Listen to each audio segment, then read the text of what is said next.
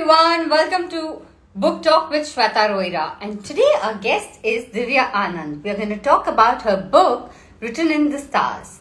And now we are going to chit chat with her all about this book. Well, let me tell you, she's here and we shall get started with all the book talk and ask all the questions that you all have DM'd us.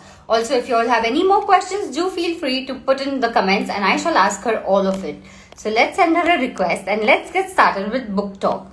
All as a request, let me tell you that My Secret Bookshelf is an online virtual book club. Hello Divya, welcome to Book Talk with Shweta. Hi Shweta, how are you? I'm good, how are you? I'm good, thank you. So firstly, congratulations for Written in the Stars for this Thank you so much. romantic comedy love story. Can you tell our viewers a little about the book? Yes, so Written in the Stars, like you said, is a romantic comedy. It's a workplace romance. And it is the story of this very ambitious woman called Sitara who comes up with this brilliant idea to use her co-workers' astrology obsession uh, to really get her promotion. And in the process, there is a little bit of a star-crossed signals go between the two of them, and it ends up with him falling in love with her, and a little bit of a comedy of errors that occurs. So while this is not your first book, it is a third book. How did you decide that this time I want to go in for a romantic comedy genre? I've not really decided the genres per se. I think what has happened is because I read across genres, I think whatever idea comes to me at that moment, I just picked that. So at this point in time, so this book actually is something that I wrote last year. So in early Jan of last year, I actually had 2 or 3 ideas of books that I could write, and I was speaking to my editor, and she really liked this idea of the romantic comedy. And then, especially with the pandemic then hitting, I think I myself went to reading a lot of light stuff. Plus, we were all doing office on Zoom. We were not really having that workplace sort of scenario that you would otherwise have. So the combination of all of that, I think I really had to get it out. So that's how I ended up writing this one. So let me tell my viewers that she is a writer. In the day, she writes about her products, which is her full-time job.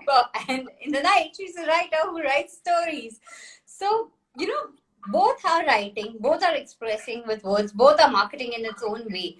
How is it different also? It's the same, but it's different. So tell us something about that. I think the part where it's different is probably that with fictional words specifically, you can get, I think, extra creative. You can think about scenarios and things that you don't get as much leeway to do. So while there is a lot of invention even in product management because you are building products and features, there is often you're building something that's over and above something that exists. So there are certain constraints. I don't have those constraints when I'm writing a book, right? Tomorrow, if I decide that somebody in the book has to die or something bad has to happen or something good has to happen, I don't really have to consider too many alternates or anybody else's opinion. It's all mine and my thought process alone. I think that's the part where writing really works. And since this is all about that, are the choices really there? Do stars really play a part? And, it's all about whether it is written in the stars or is it, you who shapes the whole thing? How strongly do you believe in stars? I actually believe more in the latter. I think that there is a little bit of luck that comes about in whatever you do, but I do believe that it also comes down to the choices that you make, right? So there is often be this option of, oh, do I want to pursue something that maybe your heart really desires, but for some reason you think this is not the right thing to do. Maybe it's an educational thing, maybe it's a work thing. The tried and tested path is probably going to give you more success. The other one may not give you as much. So I think it comes down to choices a little bit. But of course, if you take the risky path, the fact also remains that not everybody who takes the risky path gets what they want out of it, right? So that's where I think luck plays a little bit of part, and maybe the stars have something in them over there as well. So that's my take, at least. I don't purely believe that just going by the stars alone is going to get you what you want. And I think it's there in the book also to a certain degree. It's not like it's just the stars that led them down that path. So how did the stars play a part while you were writing Written in the Stars? Were they supportive? Were they troubling you? Tell us all about it.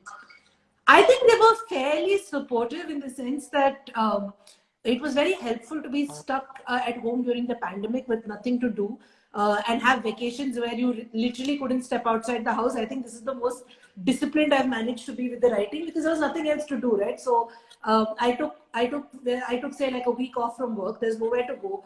All I did was sit at home and write. Ordered in food because I didn't even want to deal with that, and I had a gala time. So I think that way the stars were very supportive. Of course, there are always periods even in that where you do hit blocks. You don't know how to go forward. You're not having a great time writing, but that's standard writer's block. And I still managed to finish the books, and I'm really happy with the way it turned out. So with this one, I think the stars were very friendly. I'm actually working on something right now, and I'm finding the stars a lot more against me right now, because I'm finding that a lot harder to write. Usually when you've already created a mark, the struggle is different because there is a pressure that you're known, some books are out. Whereas for a newbie, it's still fairly okay. There is no pressure of the past, if I may say. So, what was it when you came up with this book from the readers who had already read your work earlier, which was different, and this? I think I'm a little bit lucky because the way that I think typically the way that it works is generally, for the most part, people write in the same genre. So the readers already have a certain expectation. Right? You read the first book, you've loved it. Now and you read a lot of that genre, then you really expect the next book to be equally sort of blow my mind off sort of a thing. But I think I'm lucky because not all of my readers cross over, because the first book was food travel, the second one was a children's picture book, and the third one is romance. So I think while there are some people who may have read all, the overlap is fairly, I think, limited in that sense. Between the second and the third, I think the overlap came more from the parents of the kids who read the first one, uh, and this time they're reading for themselves, right? So the lens they're reading it with is also different, because what they're expecting out of what they're reading out loud to a 4-year-old is very different from what they're going to be reading for themselves.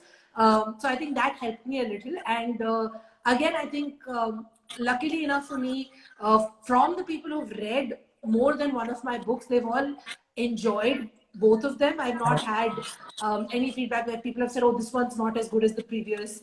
And I again think it's linked to the fact that their expectations are different. So I'll probably have that challenge that the next time I write another romantic comedy, or the next time I write something for children, or the next time maybe I write non-fiction, that's where it'll get tricky for me. So I'm going to store this question for the future books where you are going to repeat a genre. I and have we to shall at come some back. point. I'm going Sorry. to already, I've highlighted this question in my notebook, and I'm going to store it for the future books because I'm really enjoying reading this. And the way, Sitara is, there's something about her, the way she, be it in the beginning when the trivia is happening, or just the way she is, so I'm really looking forward to many more books from you. And guys, if you haven't read, then Written in the Stars is something that you're going to definitely enjoy, and especially in the vacation, I think it's a perfect read. You can buy it online, you can buy it in bookstores. Also, you can buy it on My Secret Bookshelf. You can check it out on mysecretbookshelf.co.in, which is also a virtual book club and an online bookstore. And let's get back to our book talk. So, Divya, how often do you check reviews? I actually know I shouldn't read them, but I do read them. So I on social media, if somebody tags me, then of course I'm reading it. If it's on Amazon, then of course I'm reading it. So I do read the reviews, and I also do take the feedback that I get to heart. Like there are times when I have gotten feedback where somebody's like, oh, I didn't like this about this book or so on. And I do think it helps you learn and also grow. So at least I know, okay, this set of writers didn't, I mean, this set of readers didn't like a certain thing about the book, and maybe the next time that I write, I'll keep that at the back of my mind. Divya, it's very important. Usually, what happens is when you're creating something, it's literally coming out of you. It's a story, like giving birth. So, Yeah. be it creating your cover or the whole story, editing. When you had your first book in your hand, like Written in the Stars, what were the emotions you were going through? So with my first book, actually, when the first copy came home, I burst into tears, and I never thought I would do that, but I did. With Written in the Stars, actually, again, it was kind of bittersweet when I got the book, because my copies for my second book came really late because it came out in March of last year. The pandemic hit, and by the time I got the copies, that initial sort of joy kind of wore off. So with Written in the Stars, it was actually really thrilling again for the next time to get those copies. And I think it's a very different feeling, right? When you get the manuscript PDFs that you edit or all of those, they look very different. But when you finally see what that cover looks like when it's printed, when you get to hold the book, I think I didn't realize until I held a copy of Written in the Stars that it was a lot thicker than I'd imagined, for example. And then I like skimming through it to see what catches your eye when you skim through it. So it's a lot of fun that way. What is the similarity between you and Sitara? The trivia, definitely. I used to do a lot of pub trivia. I haven't done it of late, but trivia is something I'm obsessed with. She also is a product manager, so from a work standpoint, I know how that life is. I live in Bangalore as well, so those things are definitely common. But I think our friendships are also something that are similar to mine. I have a lot of very close friends, some from work as well. So those relationships in her life are definitely somewhat drawn from mine. But the rest of her personality is all her. Like I wouldn't have tripped somebody to come first in a race or any such. I probably wouldn't have even participated in the race in the first place. What is the challenge you faced while writing a romantic fiction? I think the challenge for me, one was I did want to make sure that it was lighthearted and also kind of bring out the some of these like subtle comedic nuances of things that happen in the workplace where there are two men sitting in a room trying to tell you what women want, for example, right? When you're in that moment, you really want to laugh in their faces, but you can't. So I wanted to bring out some of that irony and some of that comedy and bring it out well in the book. So that part was a little challenging.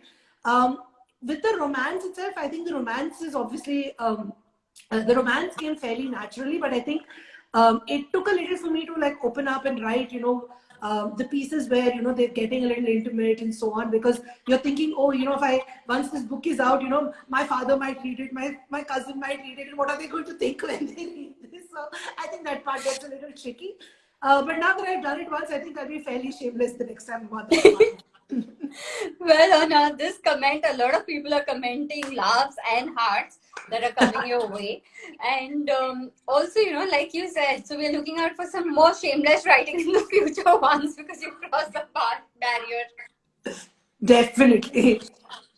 So, Divya, what is this one thing that if you had to say in one line to the viewers, why should they take Written in the Stars? What would it be? I think for folks who've been missing just life outside, I know things have gotten a little bit better now, but if you've been missing going to office every day, if you've been missing that whole, getting tapri chai, gossiping, and then have a little bit of the office romance thrown in, then that's why you should read this book, because I personally found the love of my life in office. So I can tell you that there's a lot of scope for a romance in the office. Suddenly everyone who's working from home is going to be like, you want to go back to office. You have to.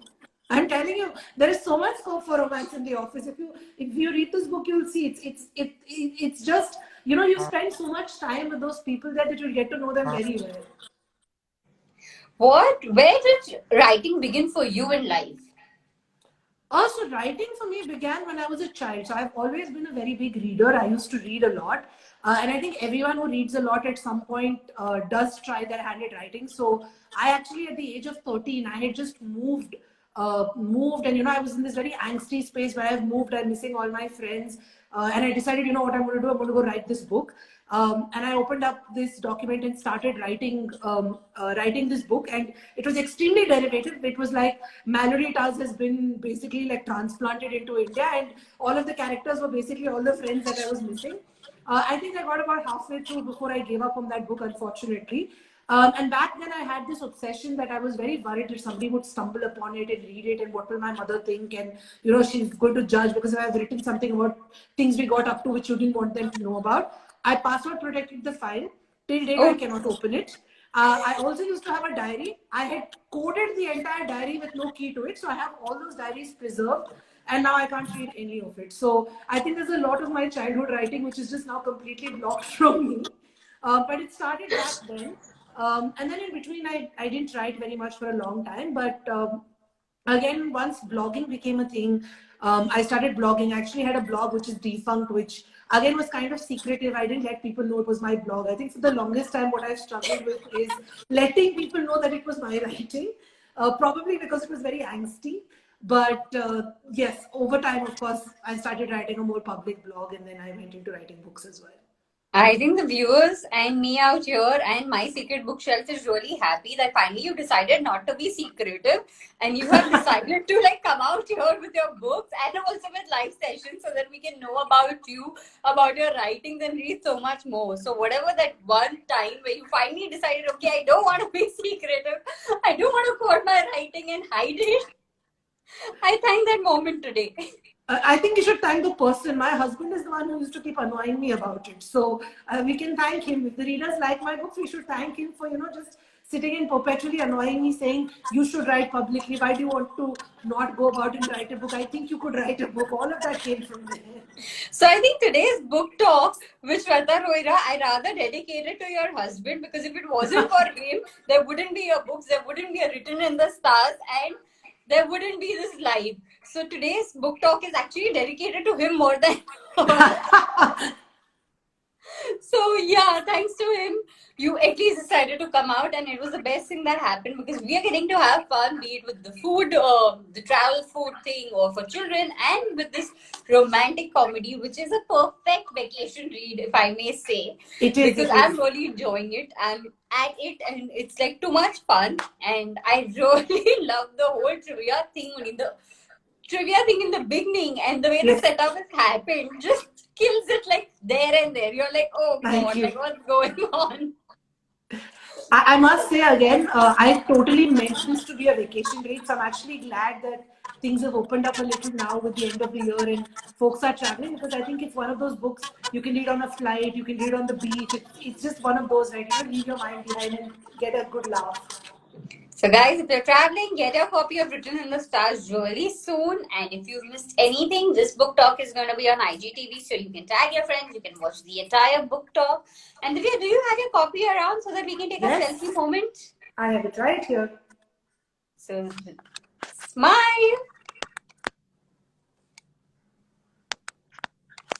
And then we've had a selfie moment. And now the last segment of our book talk with Shweta Roira. So I'm going to ask you some questions, which is more like a rapid fire, but a book rapid fire. So the first thing that comes to your mind, your favorite author besides yourself, Daphne to Warrior.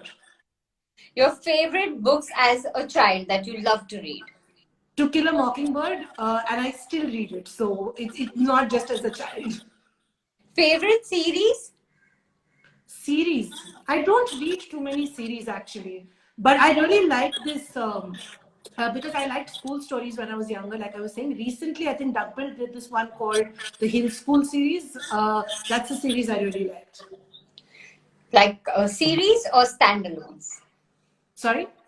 Series or standalones when you have to Oh, choose between. standalones, definitely. Your current read. My current read, I just finished a book actually, and I'm suddenly blanking on the name, which is very It happens awkward. very often.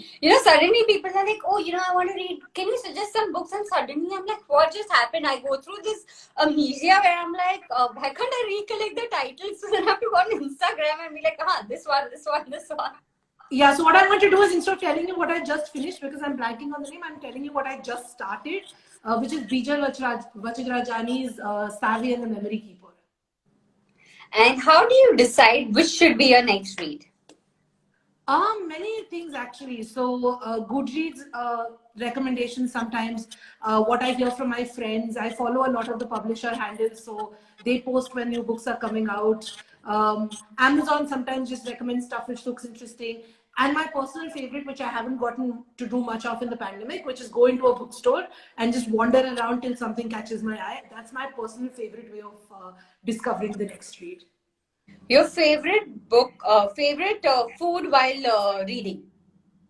Food, anything sweet. I really have a sweet tooth, so I'll probably be having like some dessert or the other, or at least a bar of chocolate. Favorite drinks while reading? Probably chai. Favorite time of writing? Favorite time of writing is these days is becoming the night. because I also have a baby now, so I have to write after she goes to sleep. Earlier, it used to be somewhere in the middle of the day because I used to write during vacations and weekends. Indoor or outdoor? Outdoor. What is your favorite quote from your book, Written in the Stars? I think it's the very first line about. Actually, let me just read it out because I don't think I'm going to recall it as well as I would probably read it out, which basically says that there are days when the stars align so that everything that can go right in your life does. And today was most definitely not one of those days. And lastly, book talk with Shweta Roira. Fun. It was a great pleasure to have you on Book Talk with Shweta, and we're looking Thank forward you. to many more talks with you and many more books with you. Hope the stars start favoring you for the current book that you're writing, where you're saying they're not in the best of the zones and I mean, I alignment. think it's the deadline pressure which will hit, which is about to hit because I'm supposed to finish it in the next week or so. And automatically the stars start aligning once that pressure hits. So So that's how may I'm the stars spending my New align Year's. soon. May the stars align soon, and looking forward for many more write-ups from you, many more writings from you, a lot of pen work from you, and lots of blogs from you which are not hidden. So, and like Thank I you so said, much, this book Shweta. talk is dedicated to your husband. Of course, thanks for repeating that, and thank you so much for having me. It's been a lot of fun. The most entertaining so far, especially with your rapid fire at the end. Thank you. And guys, if you haven't got your copy, then this is what you have to go and get. Written in the Stars with Divya Anand. Do DM her. Put in your reviews on Goodreads, Amazon, so that more people can know about the book and spread the word. And also DM us how you liked it. Thank you, Divya. Have a Thank happy you so much. Sunday. You too. Bye.